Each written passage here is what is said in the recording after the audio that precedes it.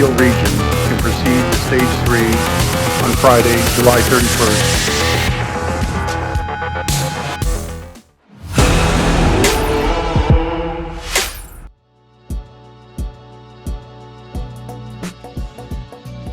Right before we reopened, we called manually every single client from our list saying, hey, we're opened, to make sure that they know that we're opened.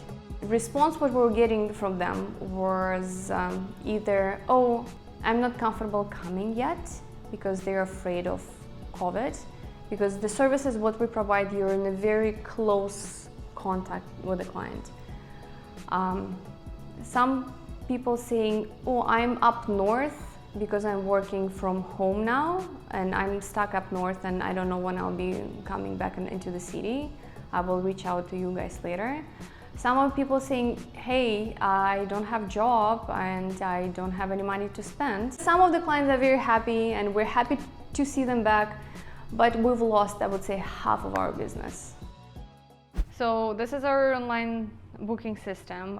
This is Friday. Usually on Friday before COVID, I would have 7 lash techs scheduled and there would be 9 to 9 fully booked. Right now it's 1, 2, 3, 4. So 3 almost booked, 1 is not fully booked. So we used to be open 9 to 9, 9 a.m. to 9 p.m., 6 days a week.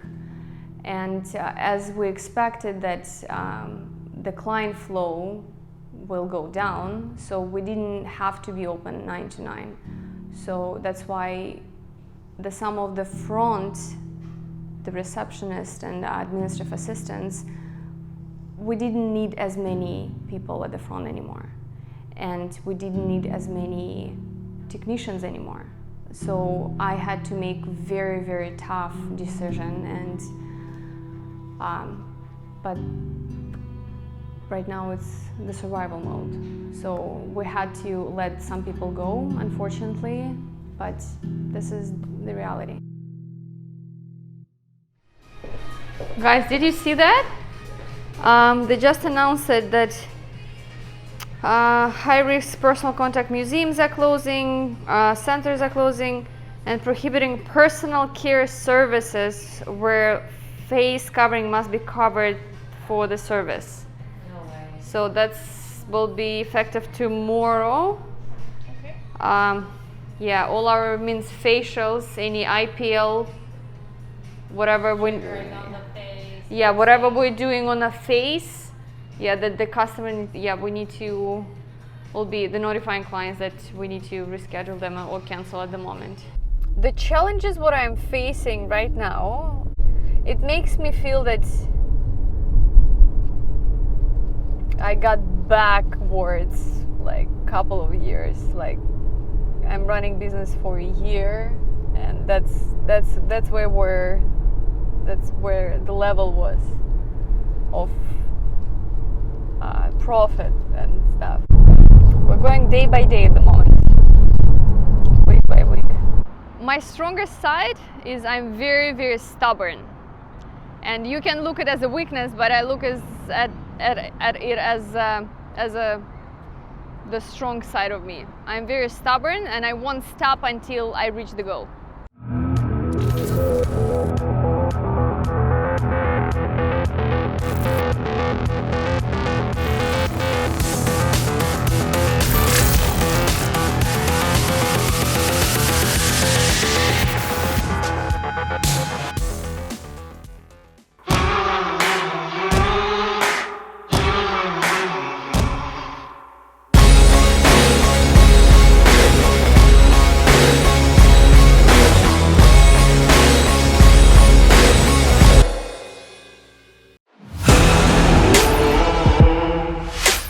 Summertime, this is our booming time because people going on a vacation, people have some events, people going out, they want to look fabulous. And then it was a lockdown, and for the first couple of months I was terrified. And woo! By the end of July, both of my places had, I would say, $0 on accounts. So for me, even to stay closed it costs approximately 15,000 a month. You still need to pay rent, you still need to pay for phone, internet. Luckily, government stepped in. So we got a loan, the 40,000 loan per each place. So that helped a lot. That helped us to stay at least afloat until we reopened. And once we reopened, because again, I didn't have any money on account to even start paying employees. Plus, government had this beautiful, and still has this beautiful program of the wage, the subsidy. So they're paying you up to 75% back. If we would have it, I don't think, I don't know. I don't think that I would be open at this moment. I can't say that the business was bringing a lot of money. So I was on a salary. My salary was $62,000 a year. So do the math, do the calculation, and at the end of the year, when we see that there is a profit, so we're deciding what to do with the profit. Either we're reinvesting into the business, so how we did it 2 years ago, all the profit what was collected from the previous 2 years, we decided to invest and open the second store. So sometimes it can be an extra like 10-20,000 a year as a profit on top of the salary, and sometimes there is nothing. So I don't make millions, if that's what you're asking. This time, and since the COVID, and like I don't see any salaries because I cannot afford to have any salary. I need to pay employees first and to make sure that my business is surviving. Do everything by the book and properly, and it will pay off. And I'll tell you why it's important. My entire team officially on a payroll. So I run all the salaries officially. There is no off the book, there is no cash payments how you might see in some other places. And right now, when we have a wage subsidy program from the government, because I had a payroll for all the years prior, I'm eligible for this. And this is my payback for all that proper work I was doing before. Different position at the company, they are on the different terms. So let's say all my lash technicians, they are on a commission. And my estheticians, they're on an hourly rate. That's how the market works. So most of the lash technicians, they're gonna make much more money on a commission, and they don't want to be on the hourly rate. And it's almost impossible to hire somebody on the hourly rate for the position of eyelash tech.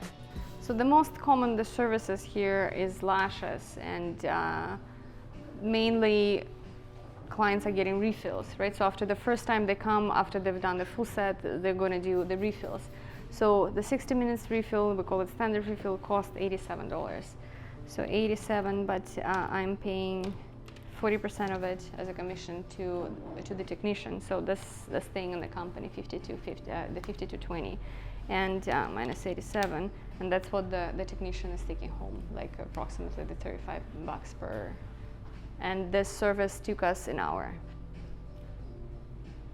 I am a subcontractor here, so I have my own business, but I offer my services to the beauty house. I've been here for about 4 years now, I think. So the way that we divvy up the money is pretty much there's a cut. So the beauty house gets a piece of it, I get a piece of it. It doesn't bother me that we do it this way. The way that I look at it is, if I had my own place, there would be an overhead I'd have to pay. And so I just kind of, in my mind, that's my overhead. So what she takes from me is pretty much the overhead. I'm not greedy in that sense. It's good business here. The traffic is a lot for me. I have a huge clientele base here, so I'm happy where I am. The perfect client is the one who has very positive energy, who comes to your place with a smile on their face, who is always happy, who is will describe what they want, so it will be much easier for us to work with. And who is coming back all the time? Woo! Woo! Sorry! For what I do, what skills you need is, for one, you have to be good at what you do. They're coming here, they're paying a good amount of money for beauty, pretty much. So you want to make sure that A, you have the skill, and also you want to sell yourself too. I find clients want to come back when they feel like they're comfortable with you. They can have girl talk with you, they can share their issues with you, and at the same time they're getting beautiful. So I find to keep clients, you need to be nice. You need to rope them in at the same time, because this field is very competitive. You want to set yourself apart with what you do, but also with who you are. It keeps them coming back. Yes, the books helping. They do help a lot, but your real experience, your real problems, your real struggles on every day, that's what teaches you the most.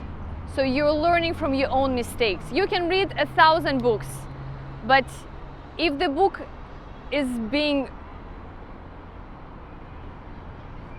not in the right time for you, if you read it not in the right time for you, you will not observe that information correctly. But when something hits, like some problem, then you will observe and you will find way more information, and then that will sit in your brain.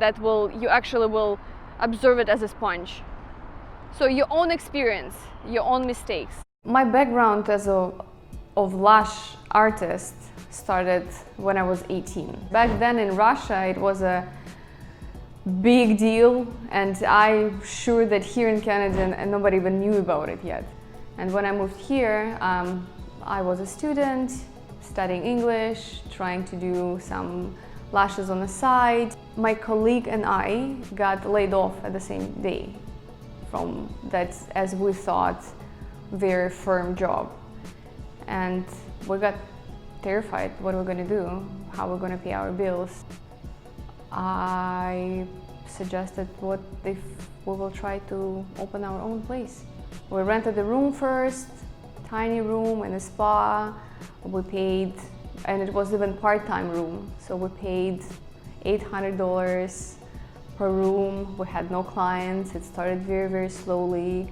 We started building up clients, word of mouth. People started saying that, oh, this girl's over there doing lashes.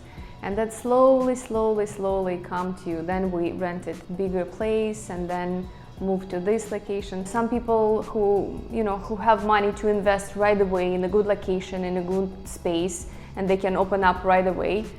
That's another way of doing business. I couldn't afford it. I had to loan money from my boyfriend at that time. I asked for $3,000, and then I had to marry him because I didn't want to pay back. So now he's my husband.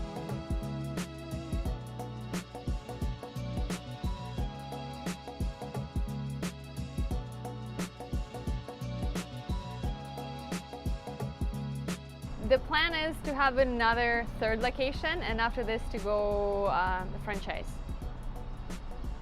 Yes. So, but that plan is paused at the moment, as I said. It's a little bit unrealistic at the moment, but this is where we'll be going.